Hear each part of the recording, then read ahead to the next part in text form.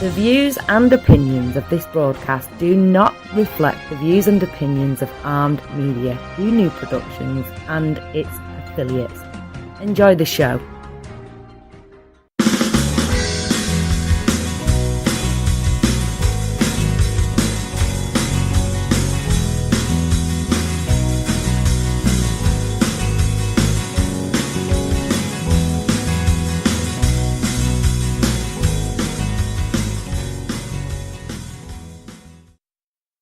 Good evening and welcome to the Leadership with Biana Kovic show. Thank you for being with us tonight. Our topic, leadership, focuses on leaders such as yourselves.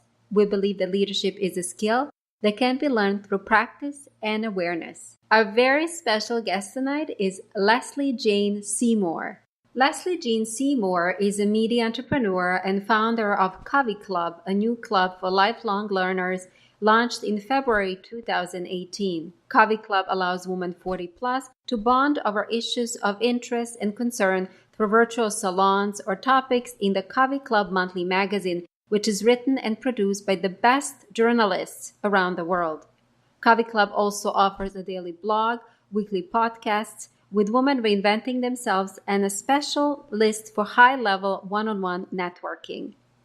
From 2008 to 2016, Lesley served as editor-in-chief of More magazine, the leading lifestyle magazine for women over 40 with a readership of 1.5 million. She was also the editor-in-chief and social media director of More.com, which attracted over 12 million monthly page views and 600,000 unique visitors. Before taking over More, Lesley served as the editor-in-chief for Mary Claire, Redbook, YM, and beauty director of Glamour, and a copywriter and senior director at Vogue. Lesley, good evening and welcome to the show. Happy to be here. Lesley, you were the editor-in-chief of More magazine, Mary Claire magazine, Redbook magazine, and YM magazine. Can you tell us a little bit more about yourself and your history in media? Oh my God, 40 years of being in paper.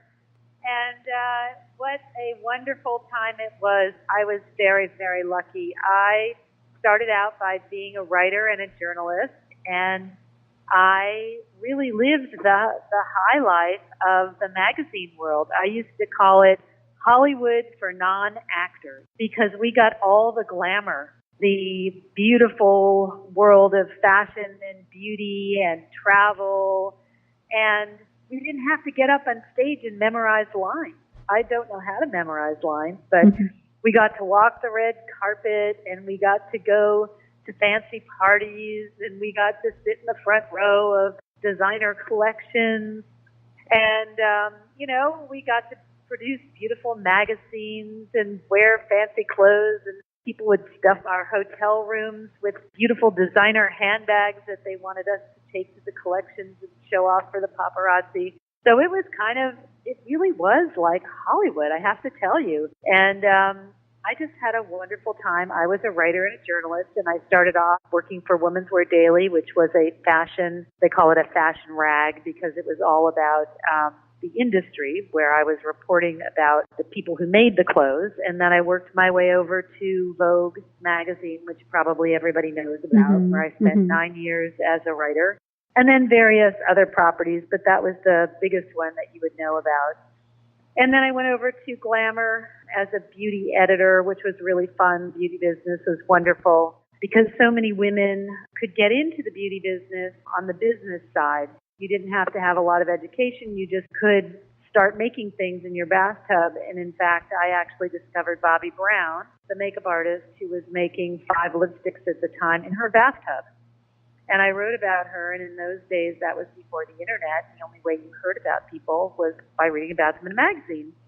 And I literally put her into business. And today, what's really funny, I will still get tweets from people saying, Bobbi Brown is giving a lecture, and she's mentioning that you were a beauty editor and you wrote about her, and that's how she got the business. So I did that, and then I went off to run a magazine, which was a teen magazine called YM, and then got called over to do Redbook, which was for young moms. I was a young mom at the time. That was really fun. Then Mary Claire USA, and then More magazine, which was for women 40 plus. And now I am doing an internet project which is called CoveyClub. Covey, C-O-V-E-Y, is a small group of birds. And I call it a club because it is a club for women 40 plus. And I'm basically taking the old More magazine readership, because they folded More in 2018. I'm taking them online into a club. So we have content, and it's much like the printed content, though it's digital. You can read it all on your phone or on your computer. But we also have get-togethers that are both virtual in real life. So you get podcasts, you get virtual get-togethers where we do kind of panels that I conduct on Wednesday night online. And you get to ask questions live of our experts. And we have a blog, and then we have a monthly magazine that's digital that comes to you when you sign up and belong. And then we have what we call IRL, in real life, events as well. And it's really fun. I've never been an entrepreneur before, and I love it. So I know that partially CoveyClub was inspired by your readership. They actually reached out to you when the More was closing down, that they wanted you to continue doing a magazine. And they actually took a 59-question survey to help you create this platform. They mapped it out. I really literally followed their map. And today, anybody who's a researcher out there who knows, nobody wants to take a survey anymore. We've been surveyed to death. We're sick of it. You know, you're lucky if you can get anybody to take a yes-no survey. Do you like this? No, yes. No one wants to take a survey. These readers took 54-question survey to the end. That's how much they wanted it. And today, I still run into people who say to me, you know, I'm one of those first 627 people who took that survey. So I'm going to have to get them all T-shirts when I'm really successful. I'm going to have to find all those people and track them down and give them a free membership. But it's amazing that they did that. They mapped the whole thing out, and I'm literally following what they said they wanted and trying to create it. And what's so wonderful is it's kind of like, is this really what you want? Yes. Do you want to pay for this? It has to be a business. What's happened in the publishing world is that for really over 100 years, we've taught people that everything in publishing is free because it was all subsidized by advertising. That was great when we were doing printed material. What has happened since then is that with the internet, it has broken that sort of whole business model down, because as long as things were printed, the advertisers had to go through the editorial businesses to get to the consumer. What broke down with the internet is that the businesses realized they no longer had to go through the editorial businesses to get to the consumer. As any consumer out there knows now today, every one of their brands speaks directly to them. Whether it's Nike or Pepsi or whatever, they're all dying to get into your email box directly. They don't go through Sports Illustrated. They don't need to go through Vogue. They just want to talk to you directly, whether it's through TV or the internet or whatever. They're chomping at the bit to talk to you. They don't need a portal anymore. They might use them, but they no longer figure that's the best doorway. So what's happened is all those printed material, all those media companies have fallen apart. And what that means is the content that used to be created by the media companies essentially to you for free is no longer free. Because guess what? It was never free. It was just the ad people were paying for it. So that's the whole mix-up that's going on now. And what I'm trying to do is figure out there are still wonderful stories that need to be told. There are still really important pieces of information that need to get put out there. There are still beautiful artists who have art that you want to see, but you're going to have to pay for the quality stuff. Yes, there's still a lot of free stuff out there, but don't kid yourself. There's a lot of stuff that you think is free. It's not really free. Somebody is paying to put it out to you, and it's not marked. It's being put out. It's not really telling you the truth. It's peddling something that may not really be honest. It's peddling something that may not really be healthy. It's peddling something. If it's free, you've got to ask yourself if it's really free. The separation of what we call church and state, which means editorial and ads, has broken down to the point where, and I've heard people say it, especially in print now because print is so desperate, that if you see anything that looks like editorial, it's all been paid for under the table. If there is an editorial credit, it's been paid for somehow, somewhere. And it's not marked, which means that if they're running that beautiful handbag, it's because someone took an ad, and maybe the month before. That Chinese wall, it was very Chinese before. Now it's really not Chinese at all. It's been paid for. So where do you go to get that truth? The only way you're going to get real truth is to go to a place that's going to tell you this is sponsored content and this is not. And I am trying to come up with a system where you say to the consumer, okay, number one, we're not going to do advertising. We're not going to ask people for clicks. We're not going to try to fool you into clicking on clickbait and give you stupid stories that we know aren't true just to make you click so that we get more advertisers, right? We don't want to do that. There's plenty of what are called clickbait farms out there that give you ridiculous titles to click on. Just the only reason why they run those is so that they can go to their advertisers and say, see, I'm up 10% this month. Now you have to pay me more, right? And every time you click on those things, you're like, there's no story here. Well, there's no story here because there never was the stories. I was just trying to get you to click so that I could go to my advertiser and get more money. It was never about you. I'm trying to go to the customer and say, I want to make the stories that you care about, and I'm going to ask you to pay more for that. I don't need 1 million customers. I only need the 200,000 customers that matter. But I'm going to ask you to pay more for that experience. And I'm not going to put 20,000 flashing lights in front of you when you're trying to read an ad. And when you're trying to read a story about ice cream, I'm not going to run tampon ads in the middle of it so that you're disgusted while you're trying to read the beautiful story about ice cream. I want it to be a beautiful experience. I want you to be able to concentrate. I want to be able to tell the real story. And I also want to be able to tell you the truth. If I have to tell you the truth about how much milk you should actually be taking in as a woman 40 plus, I don't want to have to lie about that because the milk board who's taking an ad doesn't want me to tell you not to drink milk. And that happens. That actually happened to me at Moore. They withdrew their ads because they didn't like, not that the fact that we didn't say that you shouldn't drink any milk, they didn't like the fact that we said that you should only drink 3 cups of milk a day. So all of that stuff has to go, but then the consumer has to say, okay, I'm going to pay a little bit more for that so that it's clean. And so there has to be a new model. And what I'm doing is I'm not doing just content because I don't think content is enough today. We, 40 plus, this generation is the sandwich generation. We are sandwiched between taking care of our older parents, taking care of our older children. We have less time for ourselves. We are more disconnected. We are more lonely. We need connection. It cannot just be reading in our brains. We need to get together. We need to meet. We need to connect. We need to help each other.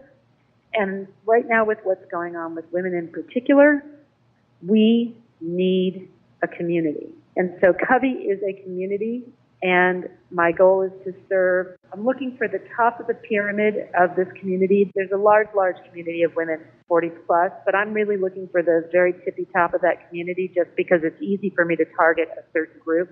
The C-suite managerial group, which is, there are 23 million of us in the U.S., and I want 1% of those women, and I want to connect them around the country through CoveyClub. And we use content as a connector. And the content can be everything from the light, which is what are the best mascaras for women 40 plus, because let's face it, your eyes change a lot as you get to be older, and the first time somebody goes to put mascara on you and they grab the top of your eyebrow and lift it up so that they can actually put the mascara on, you're horrified. But this is the truth. This is the way it is. It's very different. And that, or to talk about the reality of depression among 40 plus, women 40 plus, which has gone up 63% since 1999. And it's true. We have to have these discussions. So we talk about the light, we talk about the serious, we do in real life get-togethers, we do online coffee and conversations, which are salons on Wednesday nights, and then we do the lighter discussions. We do blogs, we do the magazine, and then we do the podcast. The podcast is called Reinvent Yourself. That comes out every Friday. I have 25 of them online already. You can get them on Podbean or iTunes. And those are a half an hour, and I talk to all kinds of women about how you can reinvent yourself after the age of 40, because no one is talking to us. They're talking to 20-year-olds about how they did it. And these could be reinventing yourself with your job. It could be reinventing yourself after a health issue.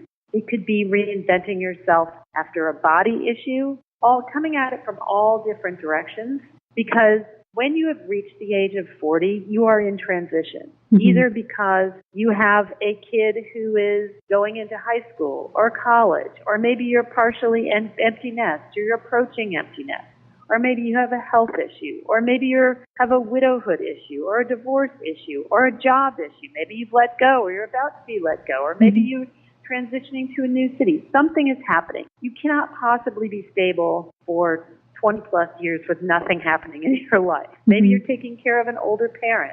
Something is going to happen that's going to disrupt you. You're in transition, and you have to rethink something. And when that transition is happening, how are you going to handle that?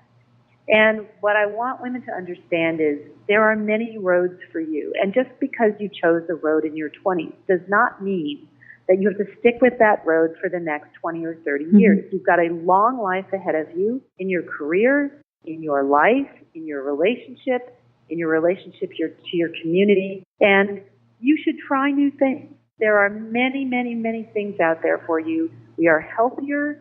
We are happier. This is a generation that stands to inherit a ton of wealth coming up. This baby boomer generation, I put Generation X and baby boomer generation together, and we call it Baby X. We will have an incredible amount of wealth that we are inheriting that is coming our way. We need to think about legacy. We need to think about how are we going to deploy that wealth.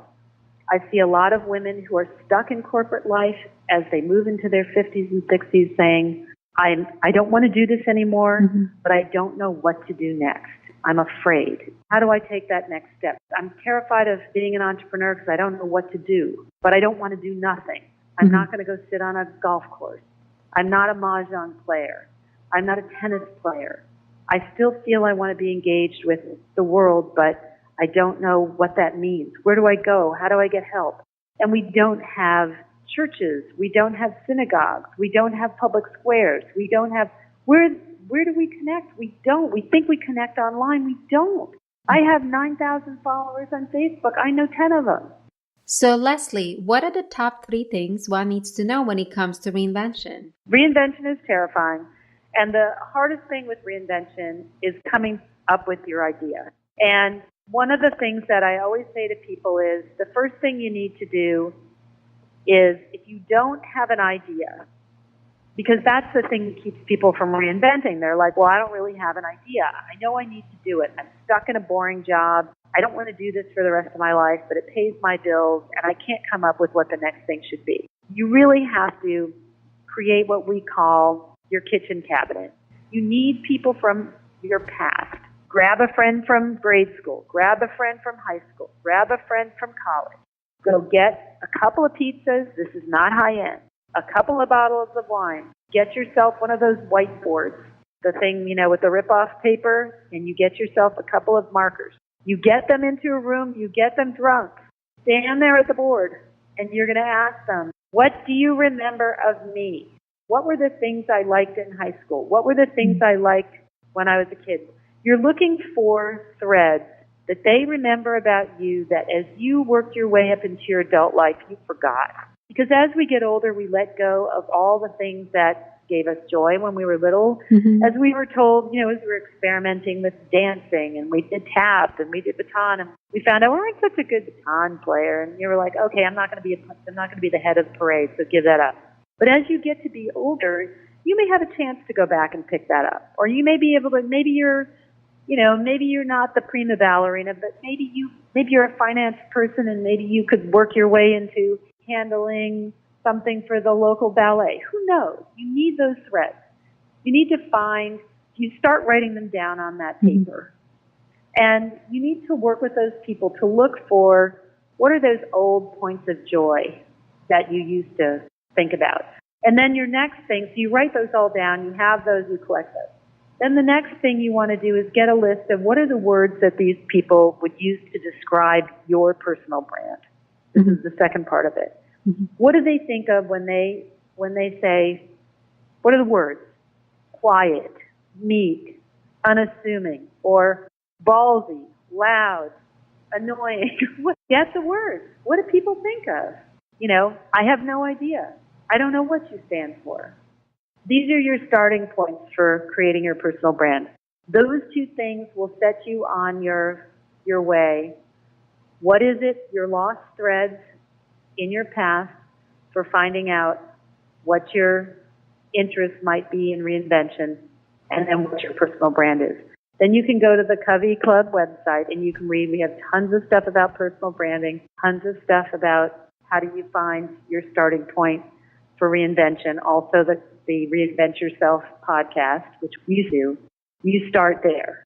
Because you've got to do that homework to get yourself started. And every single person says to me, they don't know where to start. Now, if you do know where to start, you're 10,000 times ahead of the game and you'll be fine. But that's the hardest part. And what are your thoughts on family obligations and how that impacts reinvention? Yes. Everybody has an obligation of some sort. There's nobody out there, who's a little older. If you're not 20, you have an obligation. So what you can do this on the side, you start planning this slowly. I'm not saying to anybody that you just walk out on your job and blah, blah, blah, blah, blah, you're going to figure this out. This is a long process. You start it on weekends.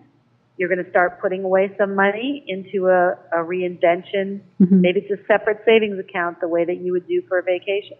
You put it aside, and you're going to start figuring out. It may take you a year to put aside enough. While you're figuring out what it is you want to do, you're building an account so that you're going to put aside money for reinvention. I knew that my last job at More Magazine was rocky for years. I had 5 bosses and 4 publishers in 8 years. You don't have to be a brain surgeon to know things aren't going good when you have that many bosses, right? Mm-hmm. So I said to myself, okay, the magazine business is in a tailspin. People across town at another company, you'd walk in one day and they're laying off 400 people. Gee, do I think that it's only happening at my company where I wake up every year and I get a new boss? Probably not. They're laying off 400 people at a time. Mm-hmm. Probably not. We're not going in a good direction here, right? So I said, let me strategize. What do I think the future is? I've already run 4 magazines. I probably don't want to run another one. And it doesn't look good for the magazine business here. What is my future? I decided to go back to Columbia University and pursue sustainability management. I am almost done with my master's up there. That was my reinvention plan. Doing this internet project was something that interfered with my reinvention plan, actually. Number one, because they terminated More Magazine before I was ready. I thought they were going to give me another year or two. I thought we had a longer runway. But I had started back getting my master's. I thought I would go into the beauty business and go over into corporate beauty, into sustainability. I was very interested. I had originally gone in my 20s, picking up a thread, just like I tell you.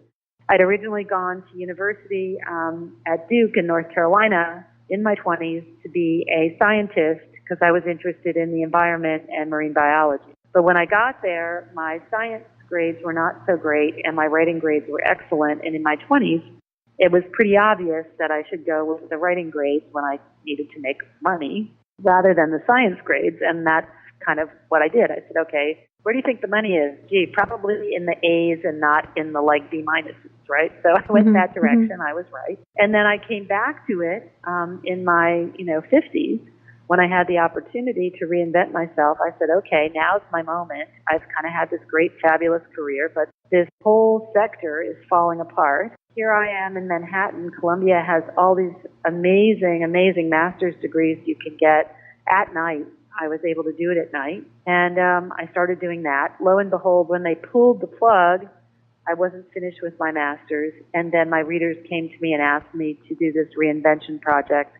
I've been doing both at the same time, which is a total insane, crazy person's nightmare. So I'm doing both, which is totally, absolutely unexpected. And you became an entrepreneur from running magazines. While finishing up my first game plan, which was getting the master's. I had put aside I intended, and I totally worked very hard to put aside my severance pay. I totally planned, and I worked very hard to put aside my severance plan toward this reinvention. I said, okay, let me see. I made a good salary, but I planned. Now, not everybody can do that. But I do go around the country and I do tell every single person I talk to, you must, you must, you must. I do not care what business you're in. I don't care what sector you're in. I don't care if you're in banking. I don't care if you're in manufacturing. I don't care what it is. You must have a reinvention plan in your back pocket, and you must have 1 year of your salary in the bank, because it doesn't matter if they love you. It doesn't matter if you've been with a company 22 years. It does not matter. It doesn't matter if you're the CEO. It doesn't matter, because things happen today. Mm-hmm. And you're not things in control. Get disrupted. Yeah. It's not in your control. Mm-hmm. The company gets bought. The company gets moved to Ankara. The company gets dissolved. Somebody makes a bad trade somewhere, and like Lehman Brothers, it goes bankrupt overnight. I mean, there are things that happen today so fast because of the way communications and technology moves that it has nothing to do with you, that you just don't know. And you must have a reinvention idea and plan in your back pocket. And women especially tend to, and I talk to them all the time. I've gone up and talked, bankers are the worst. They're like, oh, we're so regulated, I'm in community banking, and and I've been here 22 years, and then, 4 months later I hear, oh, New England Bank went out of business. It's like, you just can't put your head inside the sand these days. And the way I look at it too is, guess what? If everything goes great and you end up getting your gold watch and you retire from that place, buy yourself a car, buy yourself a condo. But you must have enough money saved up for a year for a reinvention and have a plan in case it all goes sour. You may not have time to plan. Right. And what are your thoughts on reinventing with other people, friends, family? Well, sometimes that's what you have to do. Mm-hmm. And if you can, that's always a great thing. I always envy the people that are able to find those partners and do it. I have not been able to find a great reinvention partner. I'm still looking. You have to find somebody who has the opposite kind of skills than you have. I think it's great if you can. I'm envious. Love to find that kind of partner. If anybody wants to call me who thinks they have the opposite skills as me, I love teams. I adore teams. So, yeah, I think it's fantastic if you can make it happen. I run cautionary tales all the time. I've written the stories about friends. Friends are very different when you go into business with them than when they're friends. I always think it's better to go into business with people who have been business friends, not friends. Be careful. Be very careful. But yes, if you can do that. And one other way, one really great leg to get in when you're really totally, absolutely stymied about what to do, or if you're caught unawares or just all comes down without you knowing, one absolute great way to find your way out of a hole, take a course. You don't have to do what I did, which was jump in and go get your master's. Take a course. It could be the local, you've always been interested in jewelry making. I know people who have started jewelry businesses at the local high school level. They went into the local high school, what is it called? Advanced, adult education thing. And they literally launched in their home businesses, second life businesses off that supported them in their second half of their career. What you're saying to us, it doesn't have to be like a major transition. It can be something that runs simultaneously as you continue doing whatever you're doing. Yes, and remember, you can do those kinds of courses too. You can do them on weekends. You can do them you don't have to, when I say that you can be saving up for things and you can be planning for your transition, if you're like, oh my God, I don't know what I want to do, whatever. If you have, you're looking through your local high school adult education things and there's something in there about jewelry making, you're like, I don't know if I'm going to be a jewelry maker, but, I've kind of always been interested in jewelry. What the hell? Sign up for the course on Thursday nights. What are you doing on Thursday nights? Maybe, who knows? Try it. What the heck? It's $40, $60, whatever. Try it. What if? Take a wing on all those little things that, kind of make your stomach go maybe, but don't knock yourself down. I guess that's what I'm saying. Give it a try, just give it a try. And see what comes out of it. Yeah, give it a try. Yeah. See what it feels like. So you've been teaching a lot of women how to do a personal branding. How do you monetize that? Well, personal branding is it's a whole deep discussion. We do a lot of personal branding. You can find at CoveyClub.com that we do a lot because it's a lot about making yourself stand out in a very homogenized world. The world today, because of the downward pressure of the internet and the downward pressure of everything is the same, and it's just, oh my God, everything is just so digitized, and people can't even find an HR executive to talk to. You know, in the old days, there were companies and there were phone numbers, and you could call somebody and they would pick up the phone. That was their job. Now you have algorithms, and if you don't write the right words, the computer reads your resume and they spit it right out because you didn't put the right word in there. So personal branding is just an enormous task of trying to make yourself stand out in a crowd. So, and it's vital, especially if you want to be heard and seen in any kind of corporate kind of environment. So we do an awful lot of that, and it's very important in terms of especially the entrepreneur or the solopreneur person or the person who wants to move ahead in any kind of corporate situation. Lesley, you ran well-known magazines. What are the traits that leader needs to have to be successful? Well, it's funny. I was always kind of a black sheep leader. I was never, I was always a very different type of leader. I have always been a team leader. I believe in team leadership. Hilariously, I never played any sports because I was always small and I was always afraid of the big girls running down the field swinging their hockey sticks at me, and I was afraid of getting hit. So I actually love teams because I never played on one. And the irony is, whenever they would do those like 360 Myers-Briggs or whatever, in the corporations that I worked for, you'd always have the woman who ran it who would always like come knocking on my door, and they would have a serious face, and they would sit down at my desk with me, and I would have to shut all the doors, and they would look at me and they'd go, we need to talk. And I'd be like, about what? And they'd be like, everybody else is in this command, top-down area, and you're in this team area quadrant here. I don't think this is going to work for you. And I'd be like, why not? It's like working for me really well. They'd be like, well, are you doing this on purpose? And I'd be like, yeah.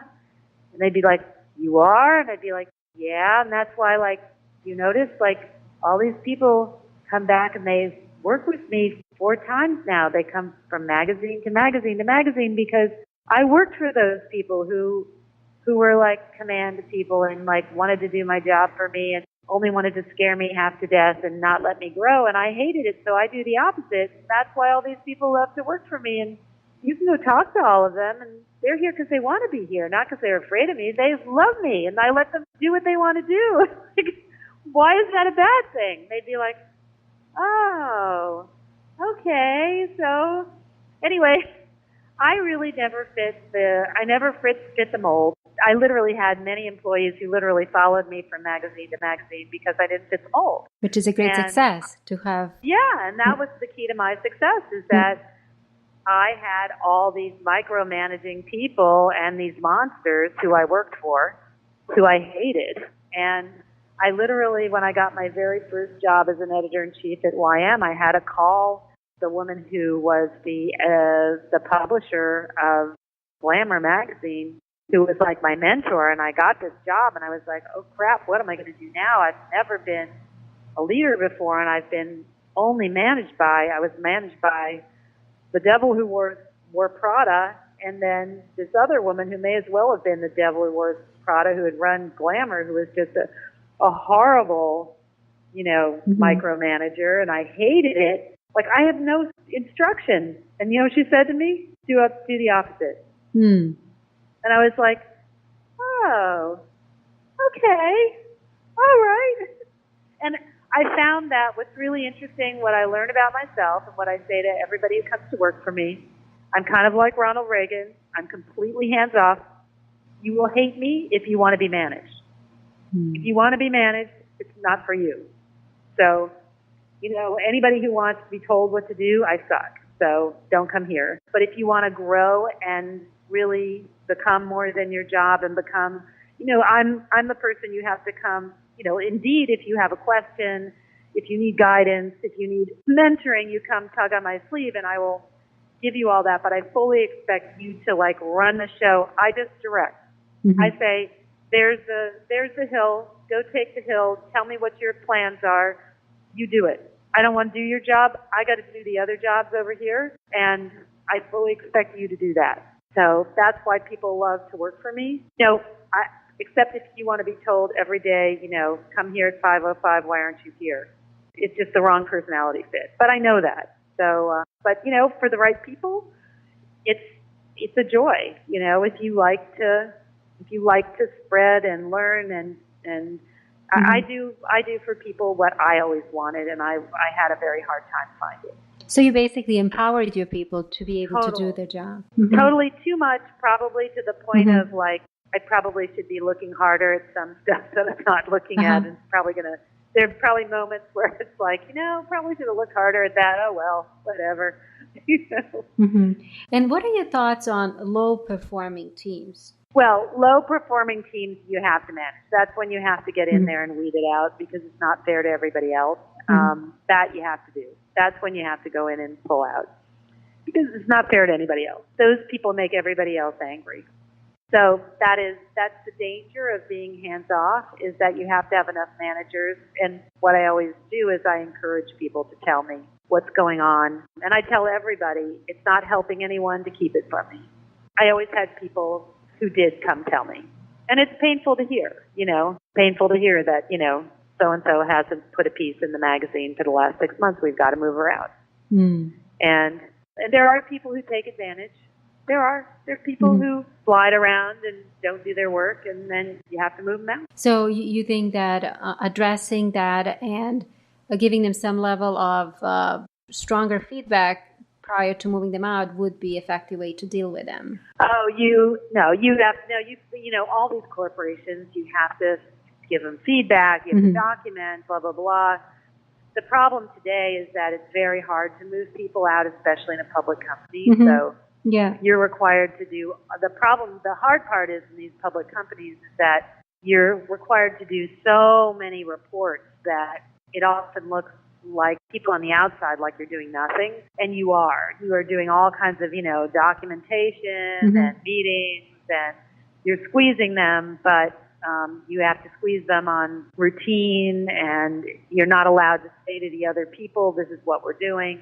You just have to smile and say, we're working on it. You have to jump through so many hoops. Mm-hmm. In many cases, sometimes you have to job eliminate. That's your only way out with a really bad performer.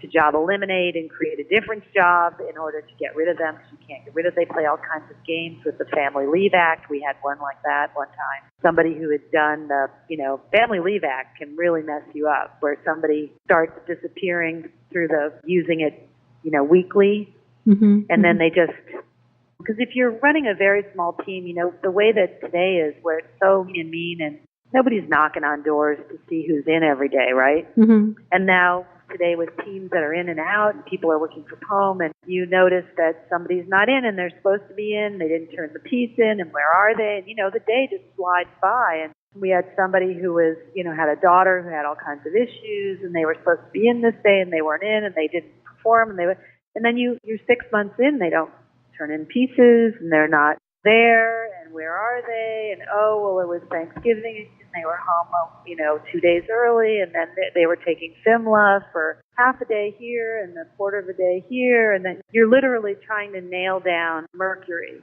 Mm-hmm. And meanwhile, their teammates are picking up the slack because they've got to turn in the pieces because mm-hmm. someone has to fill the space. And they're wondering why this person is getting away with it. So, and you're not, as the managers, allowed to say, they're not getting away with it, this is what we're doing. You're not allowed mm-hmm. to say any of that. Yeah. And that breeds the resentment, possibly, and anger within the team. Resentment. Yeah. Terrible resentment. Mm-hmm. And you're running lean and mean. There's no slack anymore. You don't have extra bodies. Nobody's going home at 4:00. Mm-hmm. So it's tough. So that I assume that next question is conflict in a workplace. Have you ever dealt with conflict in a workplace? Oh God, there's conflict every day in the workplace. Mm-hmm. You know, you put two people in the room, there's conflict. I remember when I was in my 20s, laughably, I remember being at Vogue thinking, now if I could just I want to find a job where there's no conflict. I want to find a job where there's no office politics. I thought that was hilarious. I really thought I was in the rat's nest of all rats, right? Mm-hmm. Mm-hmm. But I mean, how naive can you be in your 20s to think that you're going to go find some place where there's no politics? And what I learned over the years working for many, many different companies is that every company has what I call its neurosis. Mm-hmm. Every company has a corporate culture that is neurotic and messed up, and it usually has to do with who's ever at the top, and it drains down to the bottom. Mm-hmm. And whatever neurotic features of the top dog, whatever neurotic feature, nothing is perfect, right? Mm-hmm. It drains down and it establishes itself. And it's like a family. You just have to pick which neurosis fits your neurosis. It's all going to be, there's dysfunction at every single corporation. And some are more dysfunctional than others. Public companies are equally dysfunctional. And you just have to pick which dysfunction you can live with. Mm-hmm. Which one fits your personality better? Because there's none. I remember just looking for like this undysfunctional company. When was I going to find a non-dysfunctional company? And so I laugh as I'm building CoveyClub now. I'm like, okay, this will have its own dysfunction. Because you're bringing many different people together. Right, exactly. And I have my own dysfunctions, and I can't be blind to that. So, I'll bring my own dysfunctions to it, I'm sure. So looking back at your career in media, what were some challenges you faced as a woman in media industry? Well, the biggest challenges as a woman in media was just the outright sexism of a media for women dominated by men.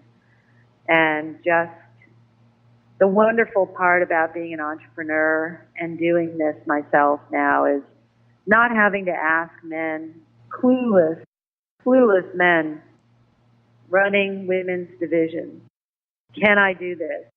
Is this okay? Or having them say to me, who's Lena Dunham? Who's Lisa Kudrow? Or say to me, let me ask my wife. I mean, so insulting. And not even have, I guess to be so audacious and to be so secure that it doesn't even matter, that they don't even know who these icons of women's culture are when you're running a women's business, that they can actually look the editor-in-chief of a women's magazine in the eye and say, who is Lena Dunham and who is Lisa Kudrow, and not even bother to look it up on Google first. Yeah, to research. That they're so secure of being stupid men that it doesn't matter. That they're so secure. Like, this wouldn't even threaten their job as being the head of the women's division, that they don't know who these people are. Do you know what I'm saying? Yeah, that's kind of like if I was a surgeon and you said, what's a scalpel? Hand me, what is it again? Hand me the scalpel. What is it? But I would never even think that would throw me out of being a surgeon. But I'm so secure. I'm so secure that I have a right to this job because I'm a man. And you don't know, you're not even going to threaten me because you're a woman. You're so below me that the fact that I don't even know what a scalpel looks like doesn't matter. Mm-hmm. So how did you deal with that? Because that must have been quite a disruptor. What do you do? You collect your paycheck. Mm-hmm. You write your stories. You turn out a fabulous product. You try to figure out how to do everything you can in politics to topple these guys. And beat your head up.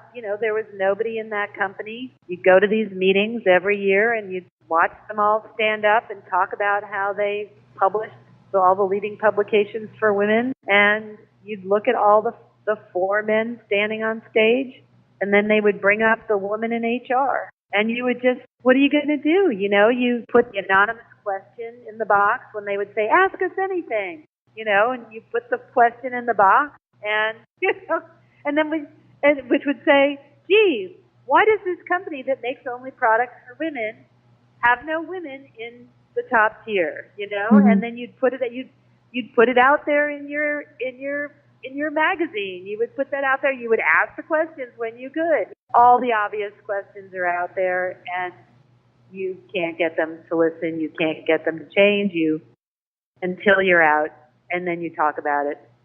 Unless you want to lose your job, until you're ready to give up the paycheck, what are you going to do, right? Mm-hmm.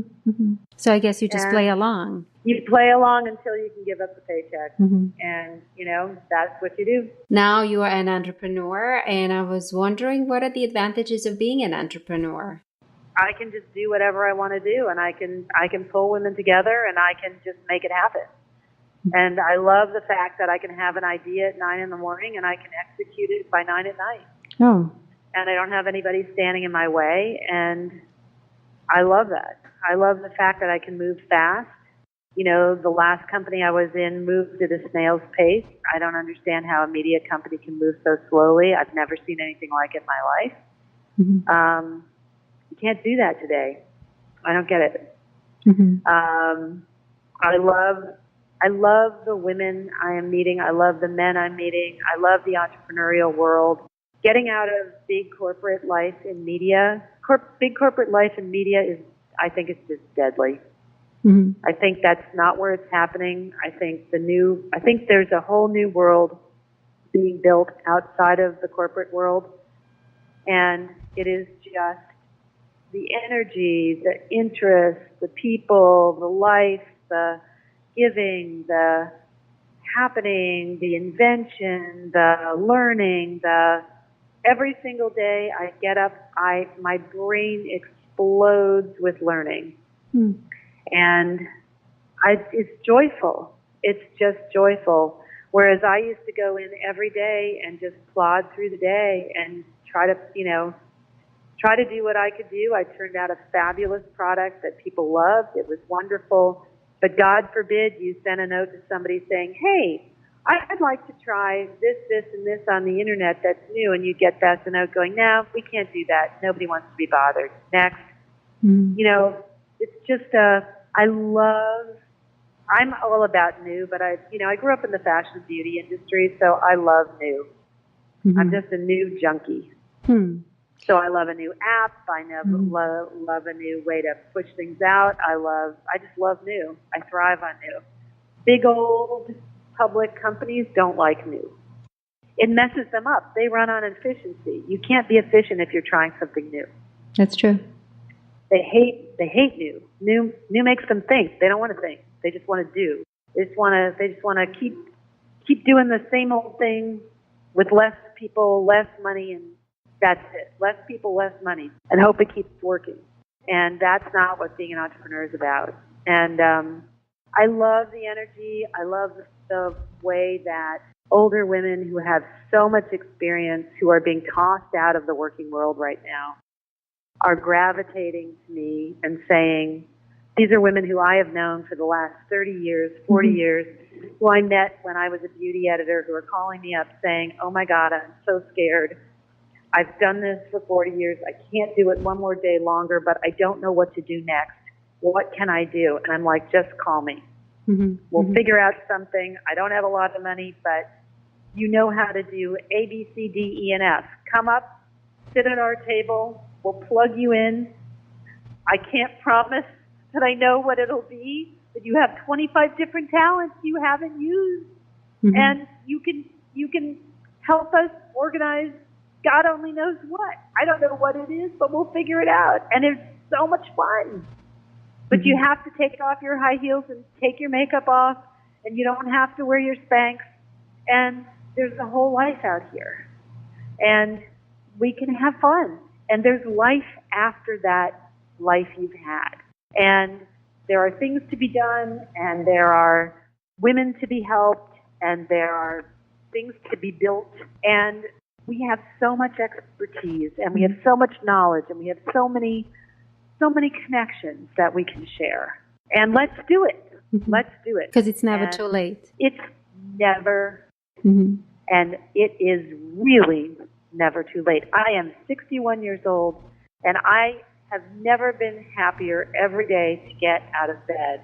And it is amazing to me. I think I am more excited to get out of bed now than when I was 20 years old, the day I got off the plane after graduation, and I was going to my first job at Women's Wear Daily, which was the most exciting job I ever had in my life. They literally threw me onto 7th Avenue in New York and said, go cover the fashion industry.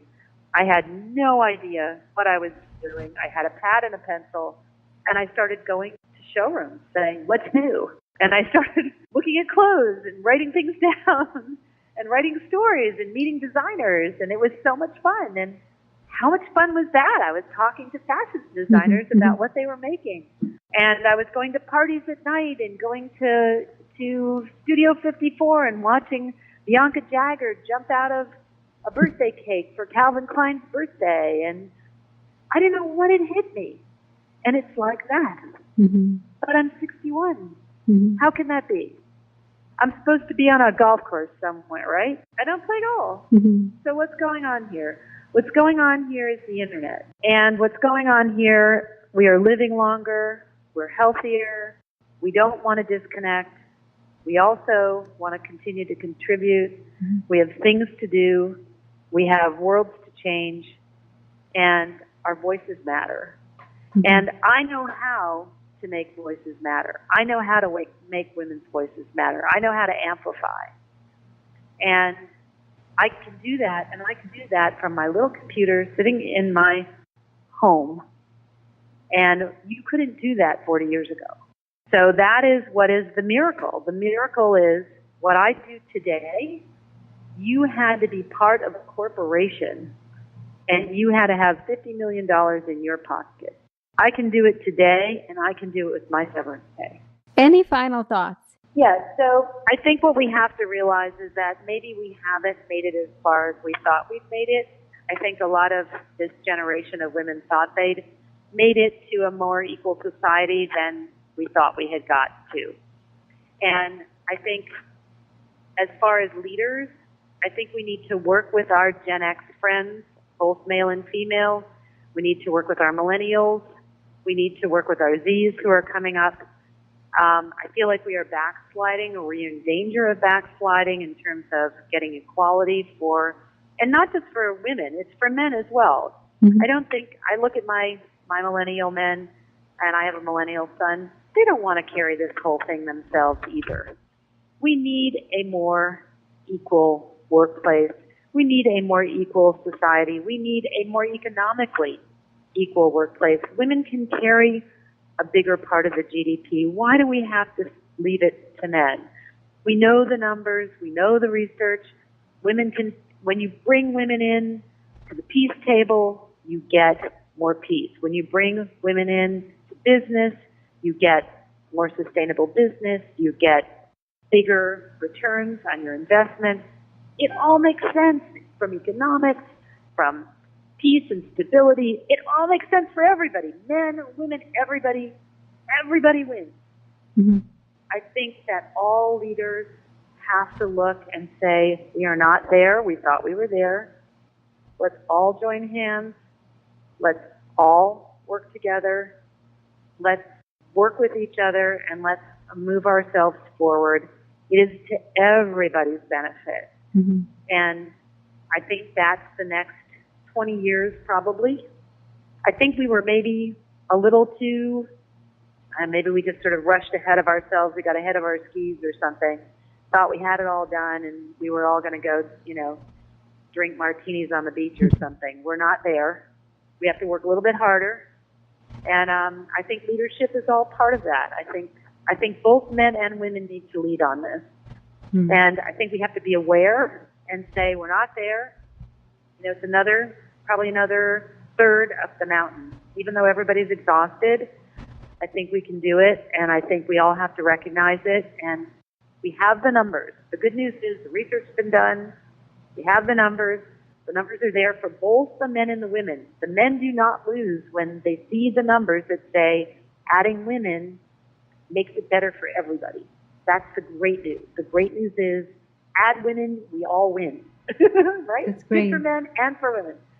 So I hope that that's a beneficial closing point for everybody. Wonderful. So how can people get in contact with you? They can get in contact with me. I am always available at, first of all, on our CoveyClub Facebook page.